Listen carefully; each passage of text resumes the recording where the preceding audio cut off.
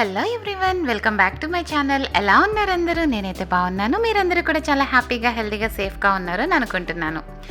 ఈరోజైతే మా అమ్మ ఇంట్లో తయారు చేసిన రాగడియాలు అయితే మీకు ఎలా చేయాలో చూపిస్తాను. సో ఇదైతే కుకింగ్ ఛానల్ అయితే ఏం కాదండి, జస్ట్ క్యాజువల్గా మా ఇంట్లో మేము ఎలా చేసుకుంటామో అనేది ఈ వీడియోలో మీకు చూపిస్తాను. రాగిపిండి ఎప్పుడైనా సరే ఒక గ్లాస్ తీసుకుంటే దానికి 6 గ్లాసుల వాటర్ అయితే పోయాలి. ఫస్ట్ అయితే ఒక పెద్ద పాత్ర కానీ గిన్నె కానీ తీసుకొని అందులో 3 గ్లాసుల నీళ్లు, దాంట్లో తగినంత ఉప్పు వేయాలన్నమాట. ఆ తర్వాత ఇలా మిక్సర్ జార్లో మెత్తగా పేస్ట్ చేసి పెట్టుకున్న అల్లము, పచ్చిమిరపకాయలు పేస్ట్ చేసుకొని వేసుకోవాలి.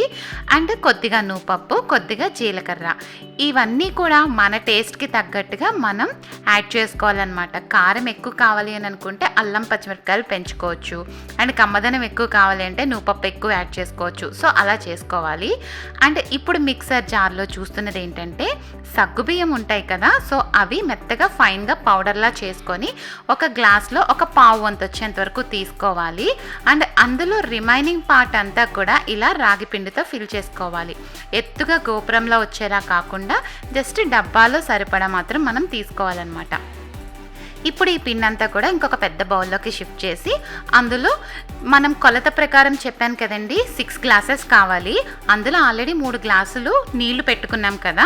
ఇప్పుడు ఈ పిండిలో ఏంటంటే ఒక 2 గ్లాసులు నీళ్లు కలుపుకొని బాగా మొత్తం ఉండలేం లేకుండా బాగా కలుపుకోవాలన్నమాట. ఇలా కలుపుకున్న రాగి పిండి అంతా కూడా వేడివేడిగా మరుగుతూ ఉన్న నీళ్ళల్లోకి ట్రాన్స్ఫర్ చేసుకోవాలి. అండ్ అలాగే బౌల్ మొత్తం అడుగున ఎంతో కొంత ఉండిపోతుంది కదా, సో అందుకని ఇంకొక గ్లాస్ వేసుకొని మొత్తం అంతా కూడా ట్రాన్స్ఫర్ చేసుకోవాలి. సో టోటల్గా ఇందులో 6 గ్లాసెస్ వాటర్ అయితే యాడ్ చేసుకున్నాము. సో మళ్ళీ ఇంకొకసారి లెక్క చెప్తున్నా వినండి. ఇడ్లీ పాత్రలో ఫస్ట్ మనం తీసుకున్న దాంట్లో 3 గ్లాసులు నీళ్లు పోసుకున్నాము. అండ్ రాగి పిండి, సగ్గుబియ్యం పిండి కలిపిన ఆ పౌడర్లో 2 గ్లాసెస్ యాడ్ చేసుకున్నాం. 5 గ్లాసులు అయిపోయినాయి. అండ్ ట్రాన్స్ఫర్ చేసేసిన తర్వాత మళ్ళీ గిన్నెలో ఇంకో గ్లాస్ నీళ్ళు పోసుకొని వేసుకోవాలన్నమాట.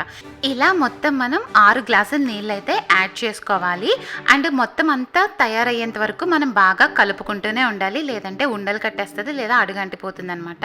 ఇలా చూడండి, బుడగలు బుడగలుగా వస్తుంది కదా. సో ఇలా వచ్చేంత వరకు మనం కుక్ చేసుకుంటూనే ఉండాలి. అండ్ అలాగే మనం బాగా కలుపుకుంటూనే ఉండాలన్నమాట. ఇది మాత్రం కంపల్సరీ మనం పాటించాలి. సో ఈ మాత్రం పల్చగా ఉన్నప్పుడే మనం స్టవ్ ఆఫ్ చేసేసుకోవాలి. ఎందుకు అంటే కొద్దిగా చల్లారిన తర్వాత ఏమవుతుంది అంటే కాస్తంత గట్టిపడుతుంది. మనం వడియాలు వేడివేడిగా ఉన్నప్పుడు పెట్టకూడదండి, పెట్టలేము కూడా.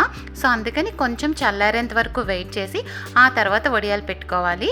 సో మనం ఈ స్టేజ్లో ఆపేస్తే ఏమవుతుందంటే మనం వడియాలు పెట్టుకునే టైంకి కరెక్ట్ కన్సిస్టెన్సీ అయితే వస్తుందన్నమాట.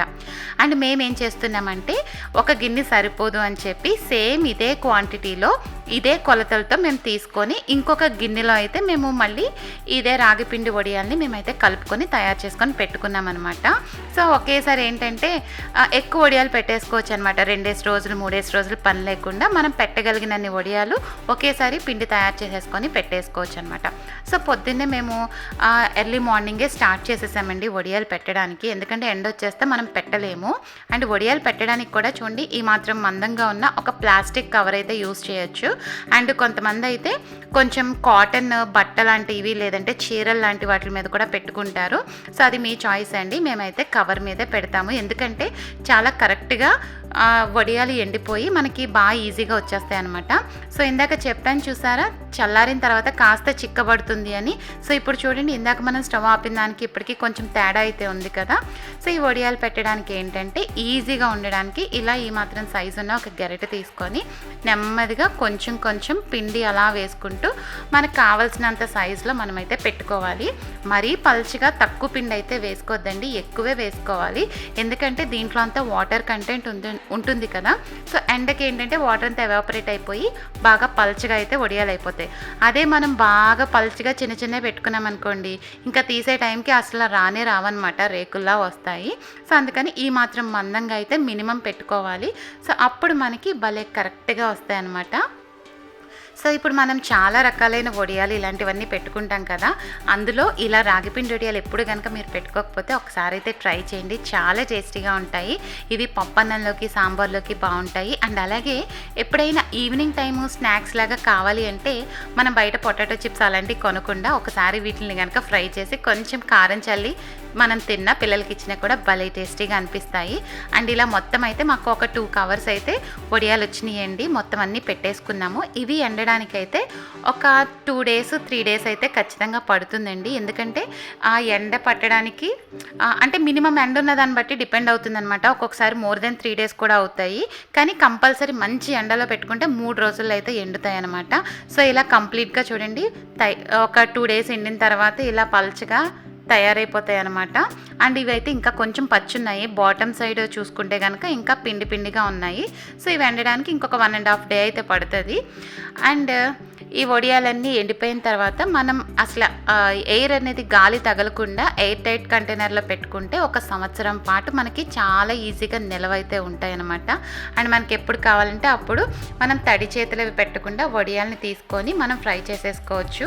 సో కంప్లీట్గా డ్రై అయిపోయిన తర్వాత వడియాల్ని చూడండి ఎంత బాగున్నాయో, భలేగా ఉన్నాయి కదా. కరెక్ట్ కన్సిస్టెన్సీలో అయితే మాకు వచ్చినాయి అనమాట.